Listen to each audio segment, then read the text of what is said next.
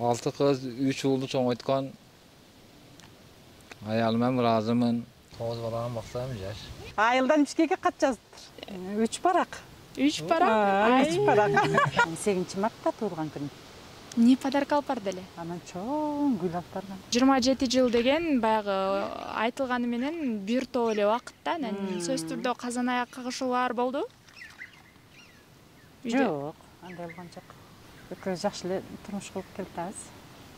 Кайнем, кайнатам өтө жакшы адамдар. Азыр экөө тең 90дон аштылар. Жекеден чалдым, үчөөгө эле чалдым, анан калганыга заставага өттүм да. Анан калганыга чалбадым. Азыр жакшы карайт деген, азыр угуп атам да деп коеюн. Мындай башкача экенби? Биринчи жолу укканга башкача болуп атасызбы?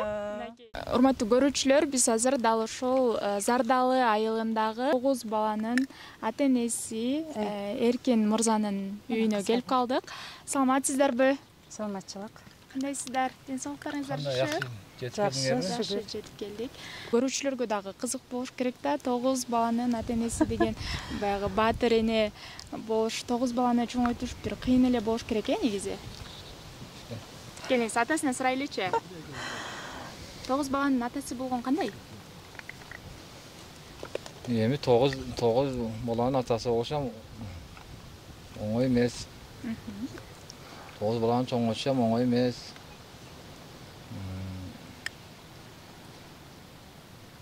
Бирок жакшы. Көпчүлүк жакшы да. Анан келиңиздер, өзүңүздөр тууралуу таанышкым келип атат. Мен 1976-жылы төрөлгөнмүн. Карабак айылда төрөлгөнмүн. Карабак айылда. Баягы көчкүлө деп ошол негизи түбүңөр Зардалы. Негизи Зардалы. Эже сиз кайсыл жактан? Сиз деле Карабактан? Биз деле Карабактан. Кантип таанышып, кантип үй бүлө куруп калдыңыздар? Ошолор тууралуу сурагым келип атат. Ал кызыктуу да деп коеюн. Ошону айтып бериңиздерчи. Мага дагы аябай кызык болуп атат. Келиңиз. Качан, кантип таанышып калдыңыздар? Окууну бүтүп Бишкекке барганмын. Мен Кайсы жылы бүттүңүз? 96 бүткөнмүн. Анан 97 ушакта жүргөм. Анан бул мага кат жазыптыр. Анда телефон жок, баягы кол менен. Жок, айылдан Бишкекке кат жазыптыр. Кагазга. Кагазга. Ага чейин бири-бириңиздерди таанып болчусуздар да? Узактан эле көрүп жүргөнбүз. Анан жок деп көнгөн эмесмин. Катта эмне деп жазылган болчу? Ошону айтып бериңизчи же. Каттабы? Ошол өзүнүн жакшы көргөн мемелерин жазыптыр мага. Анан 3 барак. 3 барак? 3 барак. Ошону жөн эле жакшы көргөндө эле айтып койдуңузбу? 3 барак жазыптыр романны. Эмне деген сөздөр бар болчу же? Айтып бериңизчи. Не деп жаздыңыз эле? Сиз эстеңизчи. Жок, 20 жыл, 30 жыл болду жазганына. Ошол анан ошондон кийин айылга келгенбиз. Кайсыл окууда окуттыңыз беле сиз ал жакта? Жеңим төрөп, эгиз төрөгөн дагы анан ошолорго бакчы болуп барганмын. Анан кайра келгенмин. Байке кат жазгандан кийин келдиңиз. Келгенмин. Ошондон үйлөнүп калганбыз. Айылга келип. Келгенден кийин кантип колун сурадыңыз? Келгенден кийин Качып келген. Жа үйүнө отуруш кылган. Үйүнө отуруш кылып. Отуруш кылган, анан биз отурушка келгенбиз. Анан ошондо алып калган деп коеюнбу? Ошондо эле алып калган. Ага чейин Байкени, Эркин Байкени көрүп жүргөндө ойлонуңуз беле, баягы ушул менин жолдошум болуп калат деп? Жок, ойлогон эмесмин. Ойлогон эмессиз. Сиз качан кат жазган чакта канча жыл байкап жүрдүңүз жеңемди? 1 жыл Бишкекте байкагам, андан кийин 2 жыл жүрдүм байкап. 3 жыл, 4 жыл болду да.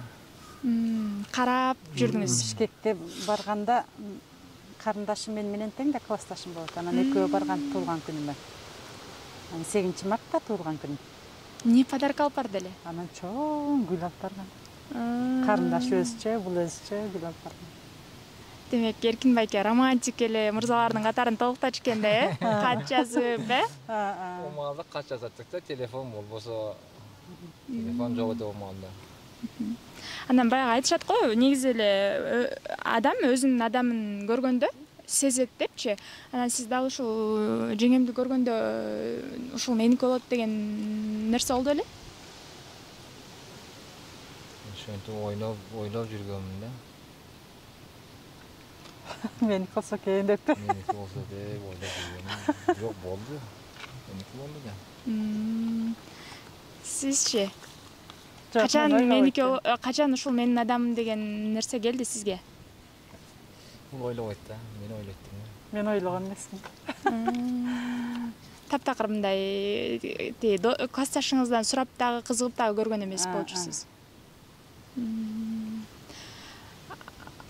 Ала качып алдыңыз. Айтып атпайм, үйүндө отуруш кылган. Анан биз барганбыз, анан ошондо алып калган деп атпаймбы. Анан сиз дароо эле макулдугуңузду бердиңизби же баягы кетем деп? Кетем дедим, анан көнбөй алып калышты да. Көнбөй алып калышты. Мындай акылыбыз жок, бул кандай калат экенмин деп эле кылгаймын. Азыр ушу баш кошуп жашап атканыңыздарга канча убакыт болуп калды? 97-жылы баш коштуңуздар, 97-жылы баш кошсоңуздар, 27 жыл болуп калыптыр, 27 жыл. 27 жыл деген баягы айтылганы менен бир топ эле убакыт да. Анан сөзсүз түрдө казан аяк кагышуулар болду? Жок, андай болгон жок.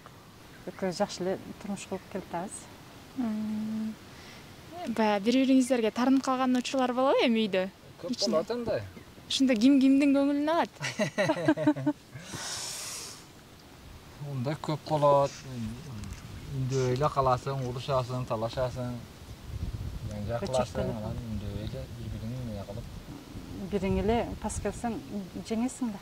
Мен үндөй эле коем онча.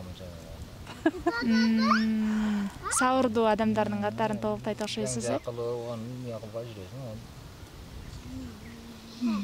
Сабыр кылсаң өтүп кетет. Кайнем, кайнатам өтө жакшы адамдар. Азыр экөө тең 90-дан аштылар. Дагы эле ата-энеңиз бар. Атасы 93-тө, апасы 90-да. Экөө тең азыр жашап ататтар. Кыздарым карап атат. Карабакта. Айылда. Анан баягы эми баары бир кыз кезиңизде билбеген нерселериз көп эле болот го. Анан сизде ошондой учурлар болду? Баягы билбей үй окуттарынчы кыйналган учурларыңыз болду? Жок, кыйналбай эле жашап аттым окшойт. Анан бул жака канчанчы жылы келдиңер? Ушул Зардалыга. Ошондо 96 келгенбиз да. 97 келгенбиз. 97 баш кошкон жылы эле кайра? Жок. Эми 2006 келгенбиз. Онун бери биякка чыкпайт дек, Зардалгачы ылдыйда эле болуп иштик. 9 жылдан кийин келиптирсиздер да, э? Мында кайнем, кайнатамдар биякта жашайт элер. Алардын ордуна силер келдиңер? Кийин анан олордун ордуна биз келдик. Анан баягы эң биринчи ата болгон күнүңүздү эстеңизчи, Эркин мырза. Эң биринчи ата болгон күнүңүздү эстеңизчи. Эстедим.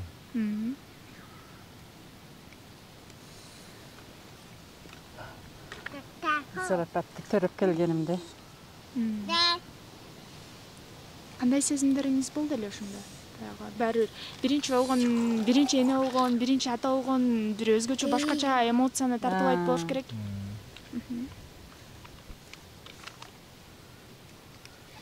Биринчи ата болгомда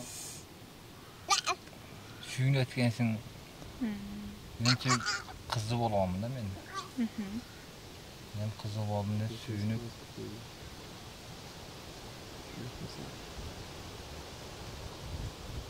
Ата болдум деп сүйүнүп өткенсиң.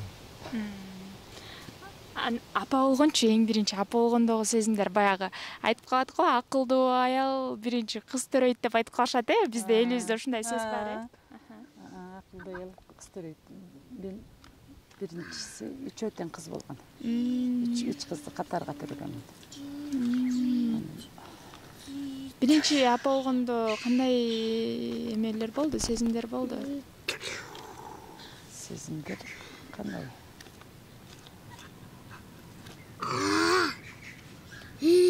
кандай десем болот. Аябай мындай сүйүнгөн Сүйүн өткенсең. атолум деп Анан чын эле мен эне болдум экен дейсиң. ишенип ишенбей менин баламбы деп Чын эле шуну мен төрөдүмбү. Чын эле менин балам болду, эмнан бияга ушинтип эне боломбу деп. Ошондой сезимдер болот экен. Анан эме дешет го баягы 3 кызды катар төрөдүм дедиңиз го. Анан кыз киши өзгөчө баягы атасына жакын болот экенби? Кыздар жакын болот экен. Ошентип Кыздарым жакын. 3 кыздан кийин уул болгондо уулум шаарда эле жүрөт. Андан кийин дагы кыздар дагы кыздар эле бүт атасына жардам берген кыздар эле. Эркектин ишин да кыздар кылат, үйдүн ишин да кыздар. Уул балага караганда кыз бала күйүндүү болот да. Ата деп күн сайын баягы абаңарды сурап турса керек э? Ол балам болсо кетет экен, шаарга кетет экен, окуйт экен. Кыздарын күйөт экен дагы. Окууга Бишкекке кететтер да, кеткичилер жардам берели деп. Кеткичилер жардам береттер, анан кеткенден кийин Жок, роса ошого чейин аракет кылаттар да. Бүтөрүп сала, жеңилдетели деп. Кичине жеңилдетели деп. Роса илинеттер кыздарчы. Ай Мухаммад, мени Рустам чөйүн түшөт. Мына койно. Оя койно. О, топкачы бир. Анан баягы 2006 бул жака келдик дедиңиздер го, анан балдарыңыздарды 7 эл келгенбиз. Андан кийинкилер бул жакта эле чоңоюп калышты да. Онан мурунку балдарым Ылдыйда чоңойдулар. Карабакта, анан кийинкилер бүт ушул жакта чоңойдулар. Бул жакта мектепте бул жакта окушту. Бардыгы ушул жакта окушту. Бияқта оқуынан 4-кө чейин 5-класстан Ылдыйга кетишет. Анан бая жана байкеден сурап калдым да, негизи эле 9 бала болгондон кийин бая кээде адаштырып, аттарын адаштырып эме кылып катышыңыздар керек э? Адашат экенсиң. Адашасызбы кыздарыңыздардан э? Насиба насихат деп. Биринин атын бирге эме кылып эле чакыра бересиң. Күндө отуруп алып баягы ар бирине чалып чыгат болушуңар керек. Азыр бул жакта эки эле балаңыздар экөө эле өзүңөр менен экен э? Бирөө эле.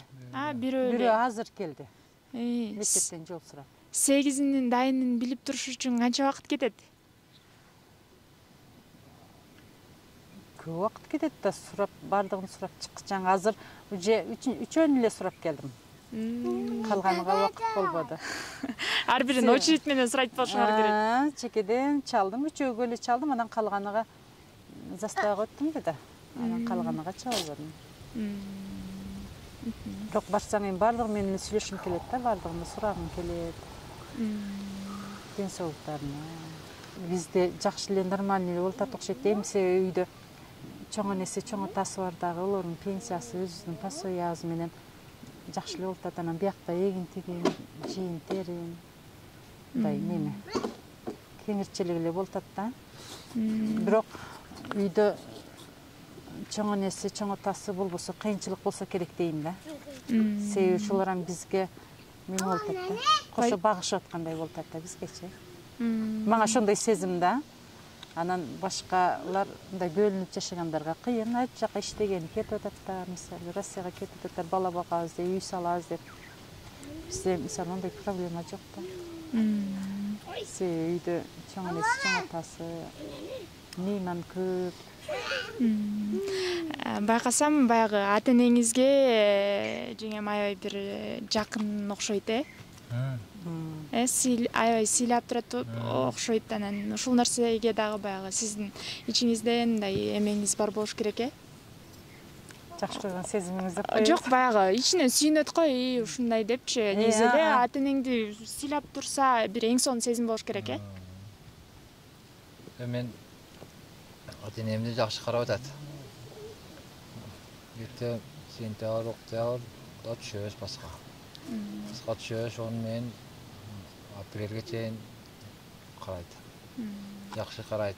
Тамак ашын берет, кийим кечесин жуат. Ата энем 90га келген атам. Менин атам 93-тө. Энем 90-да. Ого чейин карындаштарым, эжелери, кыздары карайт. Ondan түшкөндөн кийин биз карайбыз. Бирөө жакшы карайт. негизи эле биз бири бирибизге мындай ыраазычылыктарыбызды айта бербейбиз го. Мынакей сизге деле өзүңүзгө айтпаса керек, жакшы карайт деп сиздин өзүңүзгө деле келиңиз дал ушул жерден жеңеме бир ыраазычылык билдире кетиңизчи. Сага рахмат депчи.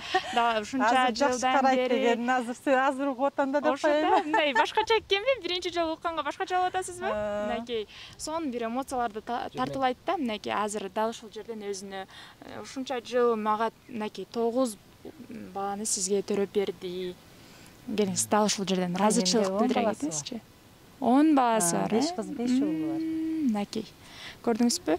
Келиңиз сиз дагы дал ушул жеңеме бир ушул эмеден пайдаланып ыраазычылык билдире кетиңизчи. Келиңиз. Токтосо мен тартып атам анабы. Негизи биз сиз оюңузду эле айта бериң. Просто ошол атам мен энем барга шүгүр кылам да. Себеби мындай кеңири жеп, кеңири ичип, кеңири жашап атканыбызга шүгүр кылыш керек. Келиңиз Эркин мырзанын сизге болгон ыраазычылыгын алчайбыз. Не дешилем? Ага, ыраазычылыгыңызды айтышыңыз керек. Мынакей биздин немебиз менен жеңем угуп алсын, Бул мен аялыман ыраазымын. 9 уул. Бул жакта мен сага ыраазымын деп өзүн айтыңыз. 6 кыз, 3 уулду чоңойткон. Аялыман ыраазымын. Ата-энемди баккан. Тамак ашын бергенге ыраазымын. Мен ыраазымын да, Кудайга да миңирте ыраазымын. Ушинтип жаратканына шүгүр кылам. Кудайым күнүгө ушинтип урыска берип атканына шүгүр кылам. Анан ушул күйөөмө тийип, ушул уул кыздарды төрөгөнүмө шүгүр кылам. Анан кыздарым Кудайга шүгүр ыймандуу бардыгы. Ыраазымын, ушул Кудайга шүгүрчүлүк келип, Кудайга ыраазычылыгымды айтып турам күнүгө. Менин ушуга тийип, ушул уул кыздарды тууганыма, ушинтип Кудайым ден соолук берип атканына шүгүр кылып, анан ушуга ыраазычылыгымды айтам. Эми силердин алдыңарда айтып атамбы? Буга чейин эч бири-бириңиздерге айтпайсыздар да? Жок, мен Кудайга айтам. Ыраазычылыгымды. Анан мынакей сурагым келип атат, баягы 9 баланын энеси дал ушундай жаш боюнча да. Дал ушул жаштыгыңыздын сыры эмнеде же? Чачыңыз капкара боюнча экен. Мындай мана Зардалда жүргөнүбүзгө, таза абада жүргөнүбүзгө деп калам да. Мисалы айылга түшсөм, теңиш кыздарым ошентип калат да. Мен өзүм жаш экенимди билбей эле эми жашым өтүп атат, 45ке бардым. Ушундай эле кетип атам деп эле жүрөм, бирок айылга түшсөм кыздар айтып калат да, туугандарым, сен айылда таза абада жүрөсүң, таза суу ичкениңе, мындай бизден жаш көрүнөсүң, же көп төрөгөнүңө деп калаттар. Анан мен өзүмө билинбейт. Эже жаш боюнча экен, Жаш. Ошол сулуулугун жоготпоптур, 9 баланы баксам жаш. Эң сонун мынакей көз тийбесин дейли, буюрса балдарыңыздардын жакшылыктарын көрүп гана төрүндө гана отуруңуздар дейли. Үй бүлөлүк бакыт каалайбыз сиздерге. Рахмат. Рахмат сиздердин келгениңе, рахмат. Келиңиз, сиз да жыйынтыктап коелу. Сүйлөп коюңуз. Рахмат силердин ушинтип келип кеткениңер үчүн чоң рахмат. Анан ушул эми кичине сүйлөп бердик. Ошол силерге ден соолук каалайм. Жүрөгүңөр сүйгөн ыйманыңар болсун, жүрөгүңөр сүйгөн намазыңар болсун. Эки дүйнө бактылуу болгула. Силер да уул кыздын ата-энеси болуп калабыз. Болосуңар да Кудай кааласа. Ооба, Кудай буйруса, сиздердин да үй бүлөңүздөргө көз тийбесин дейли. Рахмат. Бактылуу болуңуздар. Бардыгын Кудайдан тилей берсе, Кудайым берет да бардыгыбызга. Каалайбыз сиздерге да. Мынакей сүйүктүү көрүүчү, дал ушундай бир жагымдуу болду окшойт деген ишеничтемин. Сиздерге бир жагымдуу, бир аз болсо дагы маанайыңыздарды көтөрдүк деген ишеничтебиз. Кийинки берүүлөрдөн жолукканча дейли.